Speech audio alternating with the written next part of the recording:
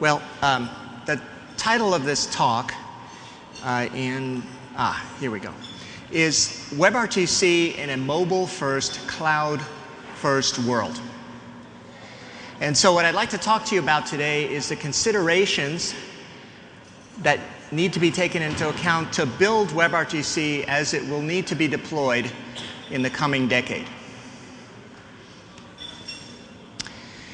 Now, our CEO, Satya Nadella, has talked about the challenge of building mobile-first, cloud-first software quite extensively.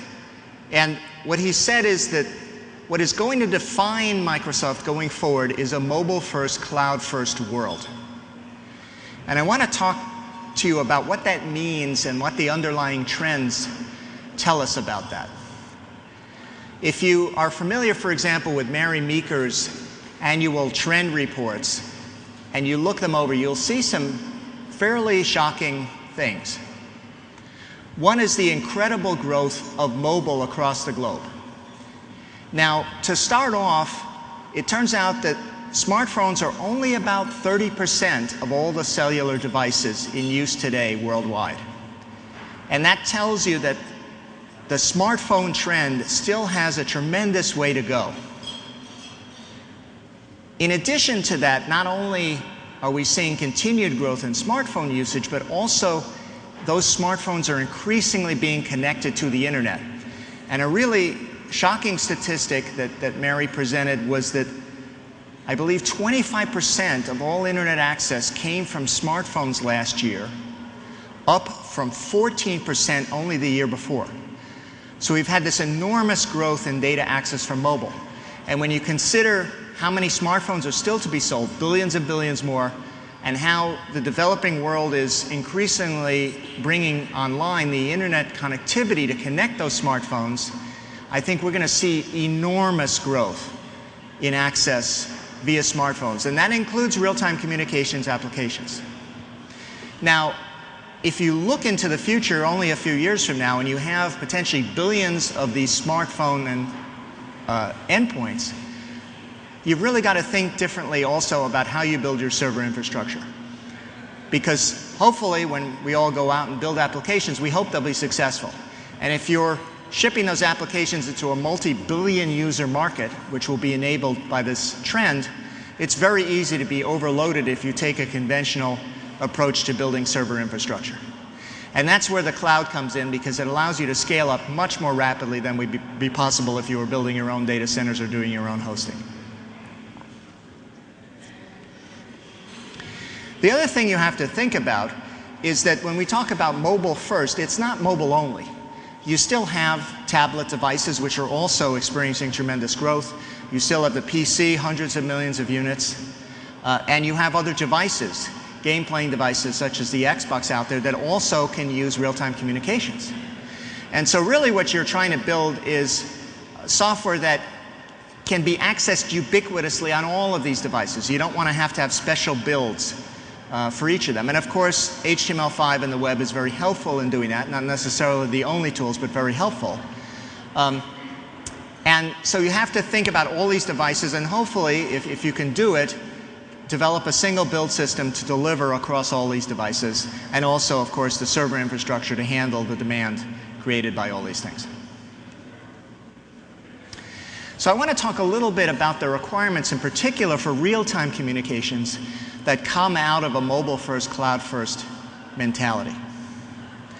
And these are requirements not only for video, which Alex Eleftheriadis talked about in his talk earlier in the week, but they also apply to audio.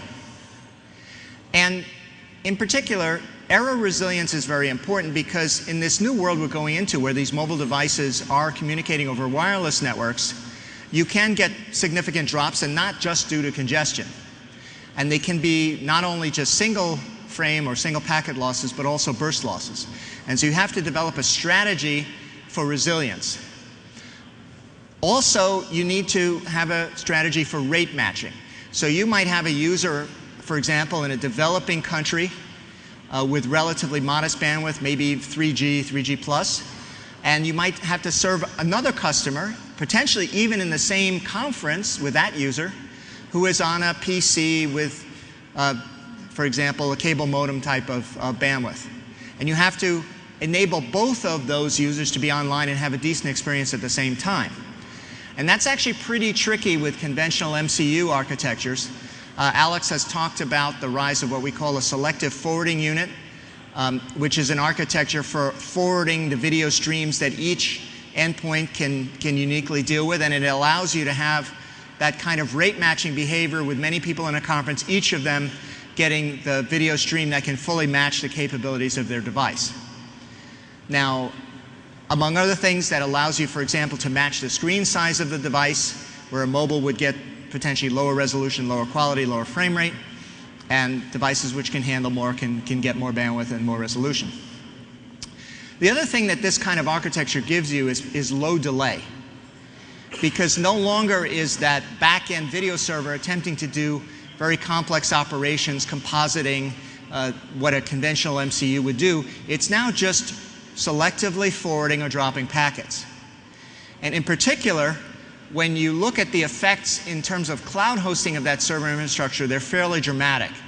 Because you have this low delay, you can now host that video server in the cloud and respond to potential varying demands while still maintaining a reasonable delay budget.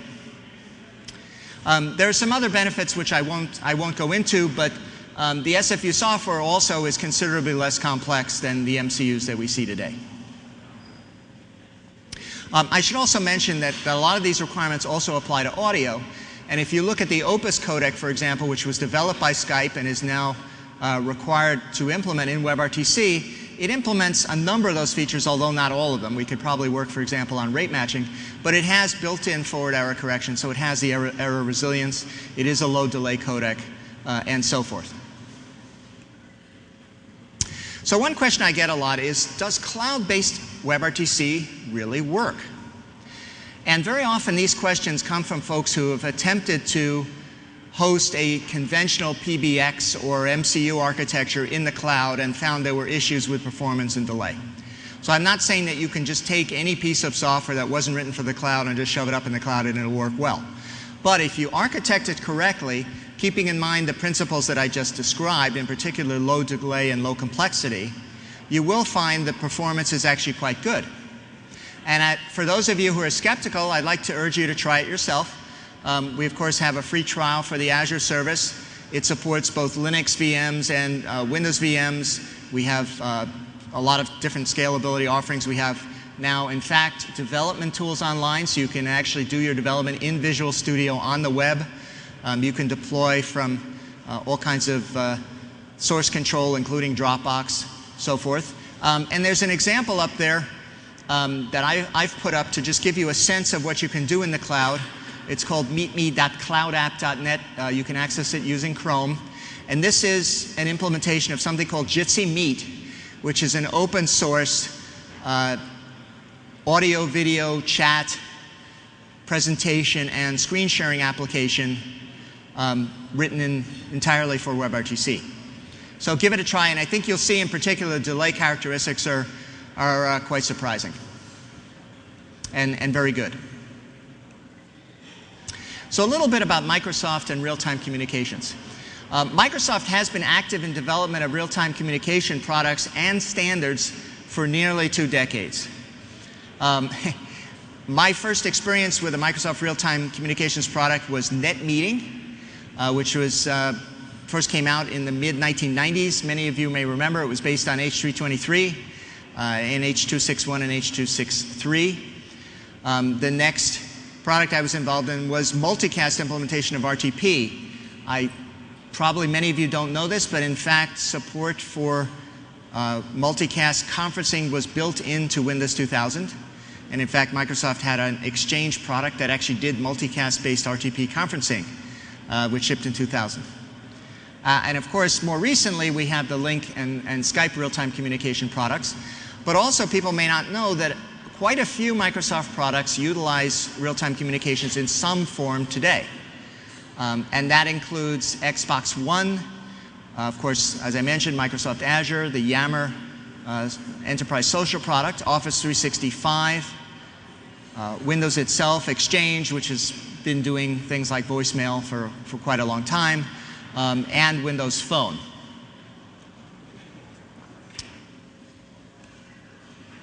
Oh, just one thing. So I'd like to mention that all of these different groups have their own roadmaps and their own strategy for incorporating real-time communications. I'm not attempting to speak for all of them, and they each have their own ways of announcing things. But I would say that almost all these groups are paying attention to both WebRTC and what I'll describe a little bit later as the ORTC effort. And so it's important to understand that you might read, for example, about one group influencing the other not to do something or do something. These are all very independent groups, very independent individuals. And if anything, their fault is that they don't take advice from each other rather than the other way around, that they're somehow puppets on a string.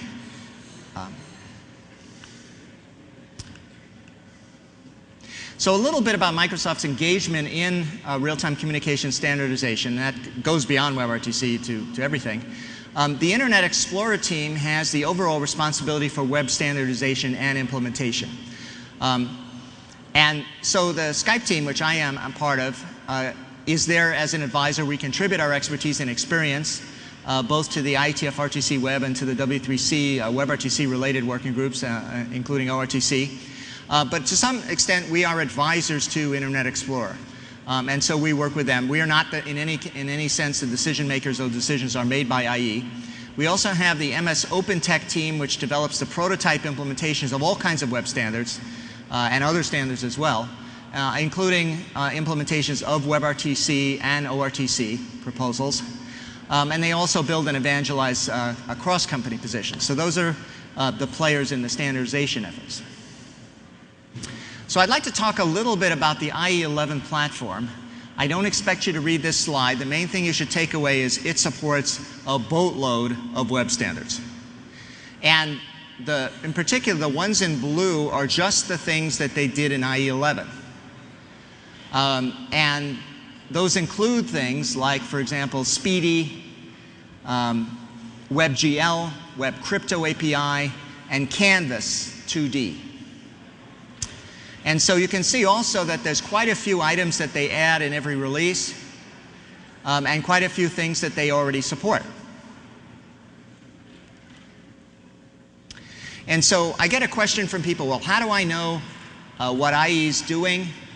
Can you give me visibility into it? And we have a recently announced website called status.modern.ie, which is up to date minute by minute about what the Internet Explorer team is doing.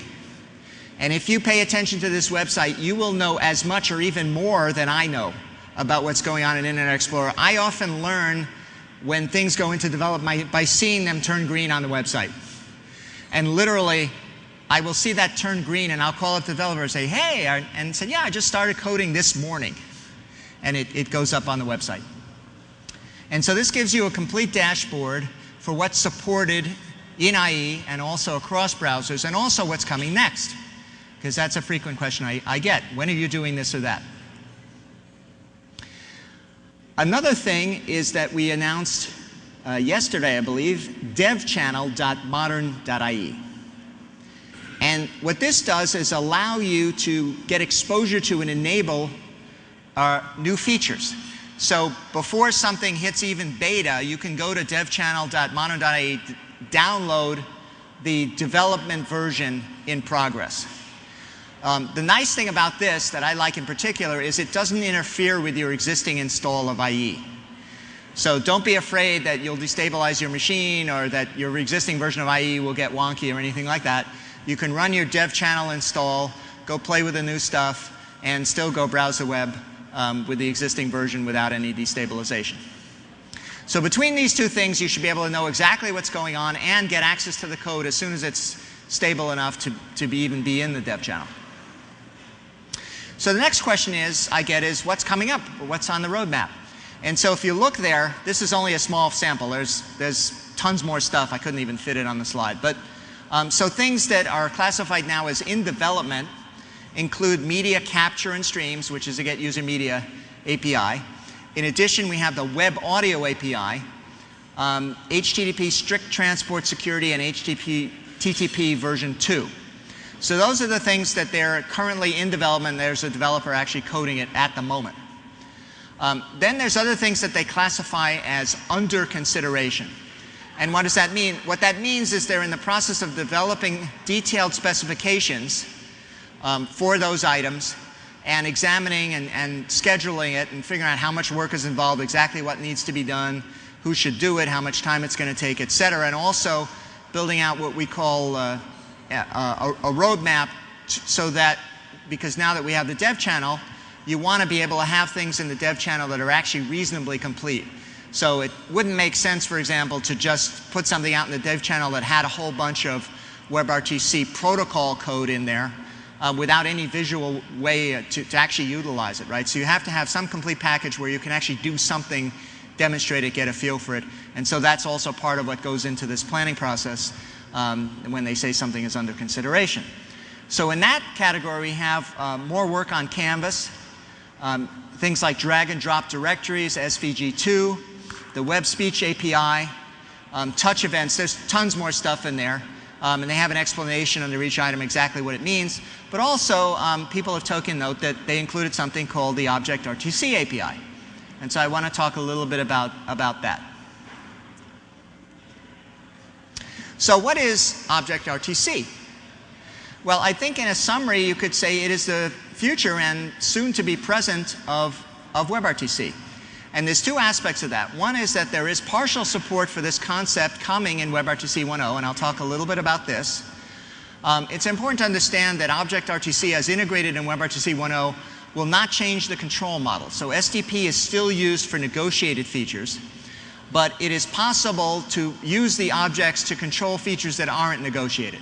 And so people ask me, well, what kind of things are that? Well, that would be something like a maximum sending bit rate. Or perhaps even something like whether a feature of the encoder, which doesn't need to be negotiated with the decoder. So that would be another example. The details of that proposal and exactly how the integration is proposed to be done are in a slide presentation that was given at the WebRTC interim meeting in Washington, D.C. in May. And there's quite a bit of details about the interfaces and exactly how it would work and so forth, so you can read that. So hopefully that will be coming into the WebRTC 1.0 spec in a matter of weeks, or at worst, maybe months. So people look at this and they say, this is interesting. What else can you do with it? What's the future of this object model, which will initially come into 1.0? And so there is a more complete object model and the future looking being developed in what's called the ORTC Community Group. And we call that model ORTC 1.1. And the reason we call it 1.1 is because it is designed to be a logical extension of the 1.0 object model coming in WebRTC 1.0. It does give you a few things beyond what's in 1.0 though. In particular, you get granular object control over RTC behavior without SDP. So in 1.0 you need SDP and the object control is about non-negotiated features. In 1.1 you can also control negotiated features. Another thing is that, and we still have to determine to what extent this is true, you will also get support for layering and simulcast with per layer control. There is some possibility that some of those features will also be implementable in 1.0 based on the object API that comes in there, particularly the sender-receiver separation that you get in the 1.0 implementation gives you a better handle on things like simulcasts, which are inherently asymmetric. And so the approach in 1.1 is to have a very basic API to start. Beyond the complete object model, the removal of SDP and layering simulcast, there's not a huge amount of extended features beyond what's in WebRTC 1.0. The goal is really to essentially transition the existing 1.0 feature set into this 1.1 with the object model without adding a burden of doing a zillion other things on top of it. So it's a pretty focused effort, we hope. And also it's required, there's a number of requirements for that to be successful, which includes backward compatibility with WebRTC 1.0. And that is via very conscious synchronization of the object model. So if you look in the WebRTC 1.0 object model, it will be identical to the 1.1 model. And also we have this concept of shims so that you should be able to write code for the 1.0 API and have it run on an ORTC system as well. And all the RFCs, functionality, and capabilities that are in 1.0 will be supported in 1.1. That's actually kind of a ship requirement of it, so that you don't lose anything in going from 1.0 to 1.1.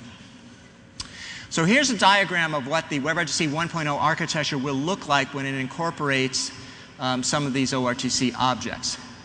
And so there's no change to the existing RTC peer connection structure, still within that concept. As I mentioned, STP is still there because that's what controls the negotiated features. But in addition, we have this concept of a sender and receiver object. We also have, I believe we will have also concepts of a DTLS object and an ICE object. And so these objects are chained together. So the sender, for example, is attached to a DTLS object attached to ICE. And together that allows the video to be encoded coming out of a track. So the track is the raw video or audio. And it gets encoded by the sender and then goes through the DTLS and ICE processing and then gets sent over to the internet. And on the receiver side, gets received by the ICE object and the DTLS object, and then the receiver object, which outputs a track, which then can be rendered. So in particular, what this gives you in 1.0 is the ability to deal with per-track operations, which aren't handled very well in the media stream concept. So you get to be able to manipulate particularly the encodings of particular tracks. So we'll see, it should be quite an interesting addition to WebRTC 1.0 and potentially enable some of the advanced video operations, although probably not all of them. And again, I have a link to all the slides from Justin Uberti of Google, who did the presentation on this. So a little bit about the ORTC architecture. You'll notice it's pretty similar to the 1.0 architecture, but there are a few additional wrinkles. As I mentioned, in ORTC, you get the ability to do control of negotiated as well as non-negotiated features. And for this, we have the concept of what we call capabilities and parameters. And so these are the things that get passed back and forth within the objects. And capabilities describe what an object could do. So the universe of things that it could be configured to do. Whereas parameters are the settings that you want it to do in any particular instant. And so you'll notice that the concepts of the track connection, the sender, the DTLS transport, and ICE are there as they are in 1.0. But in addition, there are some additional objects. There is, for example, the data channel is hooked up to the SCTP transport object, again, which is hooked to DTLS. That is not a concept which is in the 1.0 proposal at the moment. And so that's an example of an addition. There are a few things also that are not on the chart. For example, we have a concept of unhandled RTP packets that create events, and so you actually have the ability in ORTC to deal with a packet that comes from an SSRC which was not configured. So you can get an event and then wire up a receiver and then handle it, which is useful for a number of scenarios. But this is the basic outline of the ORTC architecture. In particular, because of the additional capabilities and parameters, you have the ability now to configure the sender and receivers to do advanced video. And that includes things like simulcast, layered coding, or combinations of both. If you read the specification, we actually have an example of spatial simulcast done simultaneously with temporal scalability. And so fairly advanced scenarios equivalent to a lot of the functionality you see in telepresence systems today are fully enabled in the ORTC architecture and partially enabled in the 1.0 architecture. So a little bit about the community that developed this concept of object-based WebRTC. So it includes 55 participants and growing within what's called the W3C ORTC Community Group. Many of those participants also participate in the WebRTC 1.0 group as well. There's a link here to the ORTC group where you can get hold of the specifications and see the discussion that's going on. In addition, there's a website called http://ortc.org, which is a landing page for all things ORTC, including what may be coming up, which would include open source implementations of ORTC to prove the concepts. So if you want to get the latest specs and all that, you can go to either of these two links. In particular, there's an important upcoming milestone, which is what we call for implementation. And that is basically when we've gotten this to the point where we actually think people can implement it and do it. Before that happens, we'll probably have the look at how the WebRTC 1.0 proposal is going, because as I mentioned, they have to be roughly, they have to be identical, essentially. And then also we'll be taking last call comments in the coming weeks. So a little bit about some of the companies that have played a leading role in the development of ORTC and its incorporation into WebRTC 1.0. Hookflash was really the founder of the W3C ORTC Community Group, and they have led the development of the specification as well as development of a lot of the open source code relating to it. Also, they are the editor of the specification, Robin Raymond, and they have contributed to a number of ORTC open source objects, including something called ORTC Live, which is an implementation for mobile, and also Node.js. Versatica and TurboBridge are the co-authors of the ORTC specification, and they also remain very active. Google has contributed to the overall design and the plan for compatibility with WebRTC 1.0. I mentioned the presentation from Justin Uberti. We follow it quite closely, in particular relating to web platform compatibility and the advanced video support, because we have a lot of experience doing some of those advanced video concepts in our products. And MS OpenTech has contributed resources for prototype implementation that demonstrate the promise of ORTC and let people play with it and understand what it would mean and so forth. So thank you very much for allowing me to speak and kind of giving you an overview of where things are. And I'm happy to take your questions at this time.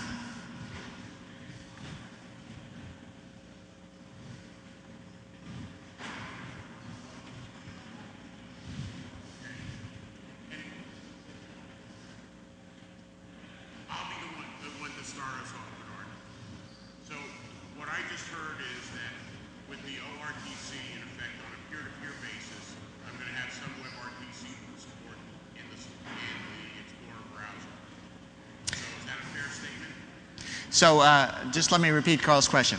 So he said, with ORTC support, does this imply that there will be is this a product announcement, essentially? No, it is not a product announcement, Carl. I leave that to the Internet Explorer team. As I said, the modern status.modern.ie site will give you the information as soon as I have it. So you'll know what's coming there and exactly what they're going to do and not do. And so forth. And then, you know, after they put something up, you'll be able to get the code, hopefully not too far after that, within a couple of months, and actually start playing with it and seeing what's there and giving feedback as well, either positive or negative on the direction. Now, another aspect of you guys is Azure. Can you talk about how WebRTC and Azure are working together? Yeah. So Carl also asked about Azure and how WebRTC and Azure are working together.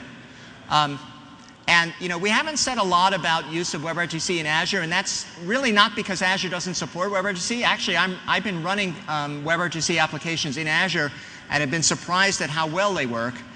In particular, at the Build conference, there were a whole ton of announcements that they made relating to improvements in Azure that actually made my life easier as a WebRTC developer in Azure. And you know, including things like, for example, being able to edit source code on the web itself and automatically deploy stuff. So what I'll say is that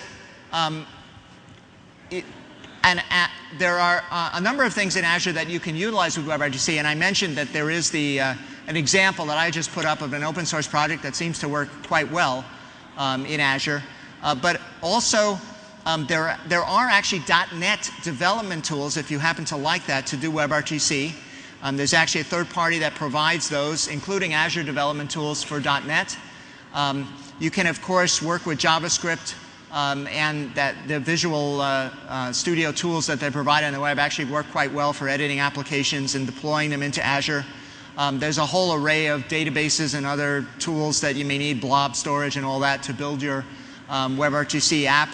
And as I mentioned, if your application is architected well, it can run in a virtual machine in Azure, either a Linux VM or a Windows VM. So what I would say is that people should be, when they're looking at WebRTC, they should be thinking about, I personally believe, how well the back end can be cloud hosted.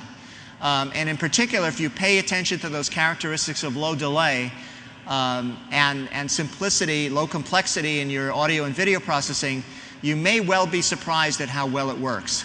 I've been surprised myself in looking at the example and waving my arms and so forth and seeing almost no delay. The audio and video seem actually quite well synced, and of course you can scale it up.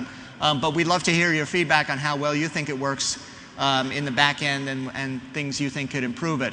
But yeah, there hasn't been a lot of talk about it because things just seem to work fairly well, and it's not clear what exactly special things you need to do if you've architected your application. It's just been there, and it continues to get better.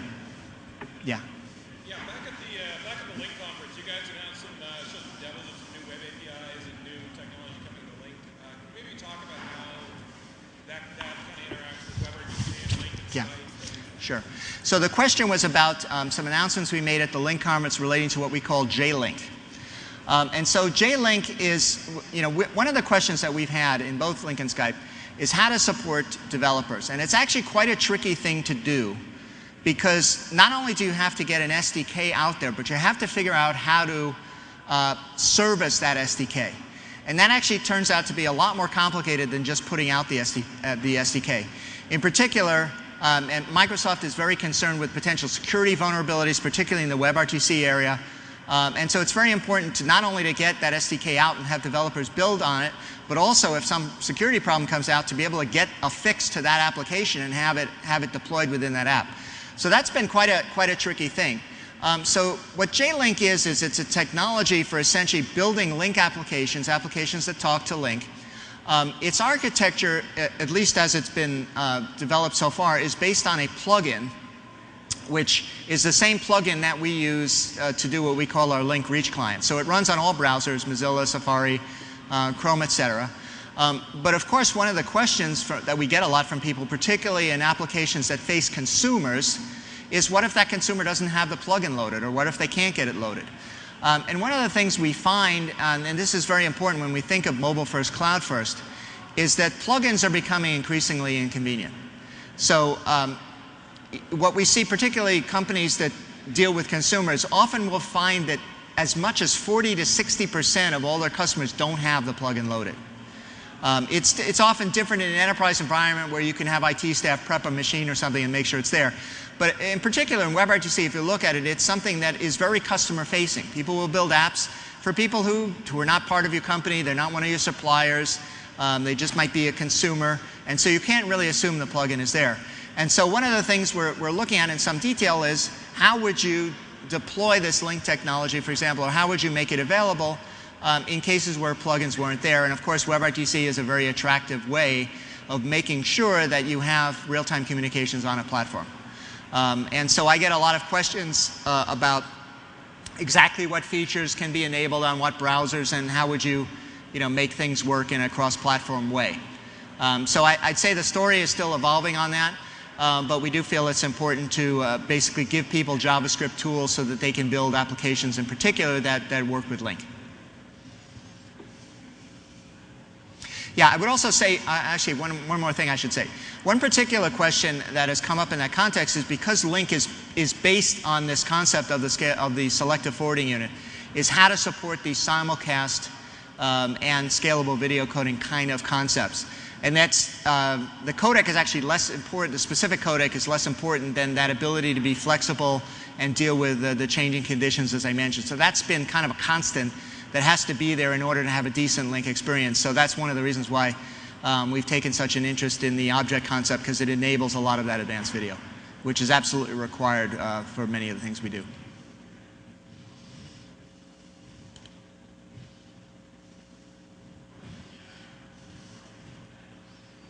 Any other questions?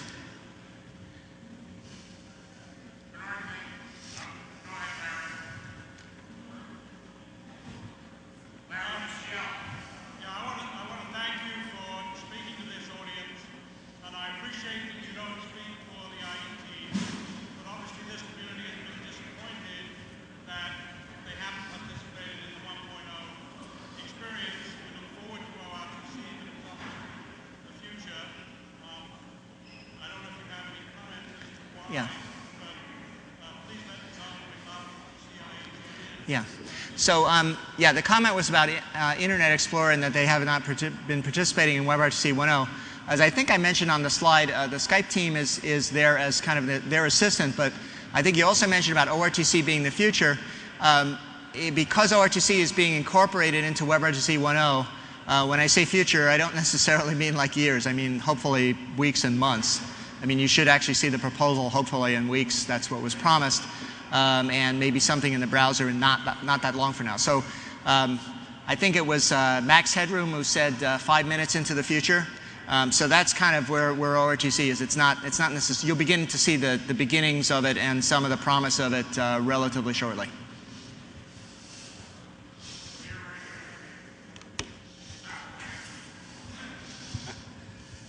Does it mean that Microsoft will never support WebRTC 1.0? Yeah. So the question was, will what does it mean about what Microsoft will support or not support?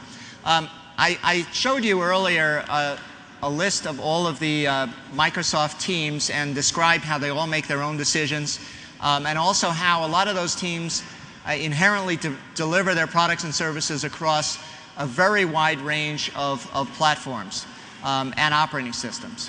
So as an example, if you look at Lync and Skype, they deliver their services, first of all, on all existing, Lync does on all existing browsers, and in terms of mobile clients, they deliver that on Android, iOS, Windows Phone, and then conventional desktop operating system, Mac OS, Windows, and Linux. So if you're in that position, you have to consider basically all the ways to deliver your services that reach all of those clients. And so, like I said, all of these products make their own decisions about what to use and not use. And I can't speak for all of them or even know what all of them are going to do, but I can definitely tell you that there is no Microsoft policy against WebRTC 1.0. Those groups will make their own decisions based on, really, frankly, the question that they asked me is not what they should do, but exactly what they can do on every browser, and in particular, how they can write applications that work across browsers and that give them the set of features they need to have a decent user experience, which, because we're mobile first and cloud first, really have to include all these resilience and rate adaptation features that I described.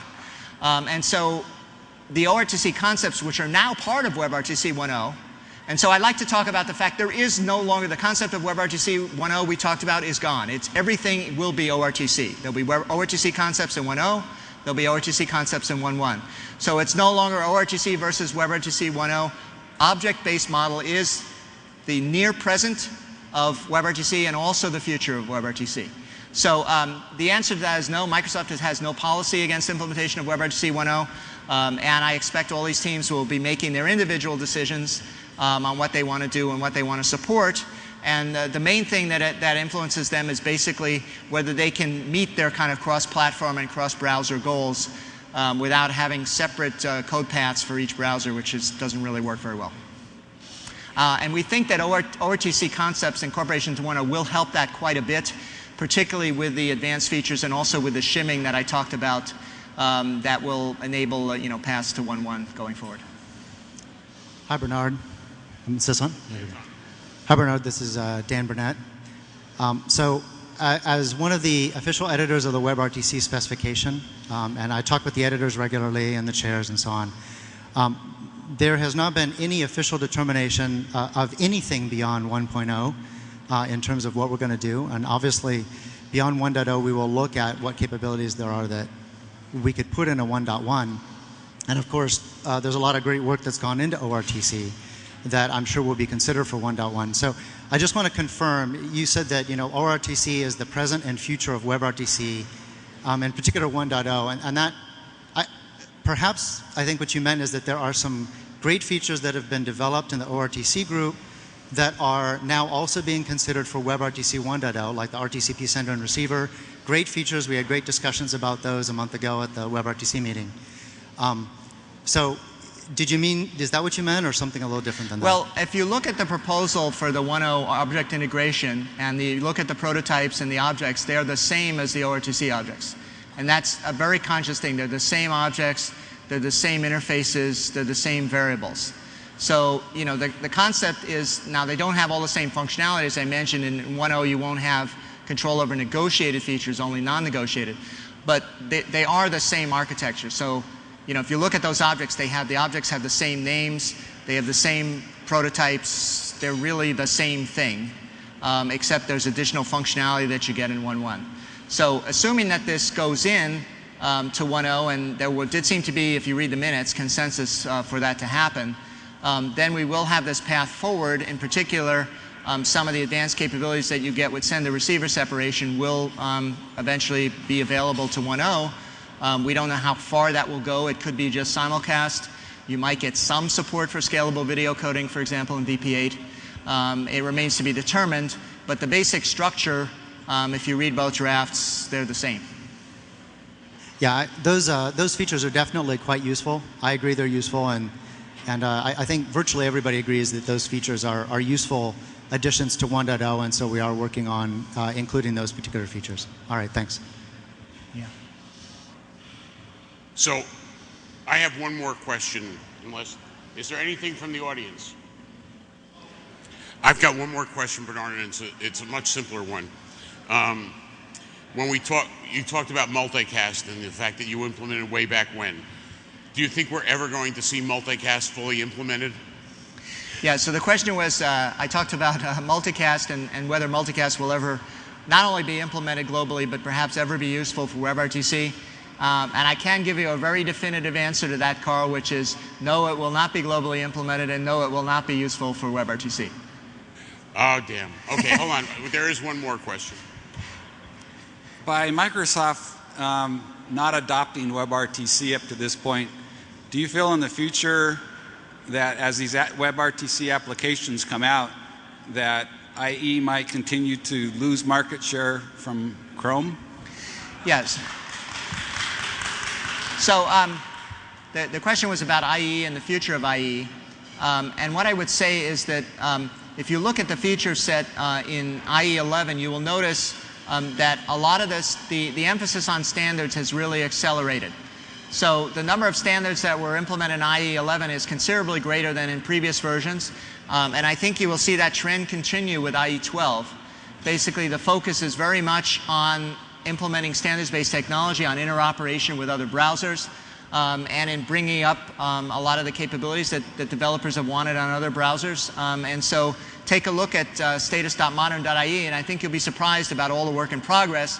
And I'll note in particular that the stuff in development in that category is just the stuff that they are working on at this very moment.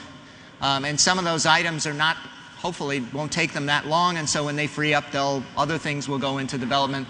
And so you probably will end up in the large with the same kind of fairly substantial additions that you saw in IE 11. And hopefully you'll like that better. Okay. Bernard, thank you very much for your time. Please give him a round of applause. Being such a good sport. That was super. Thank you.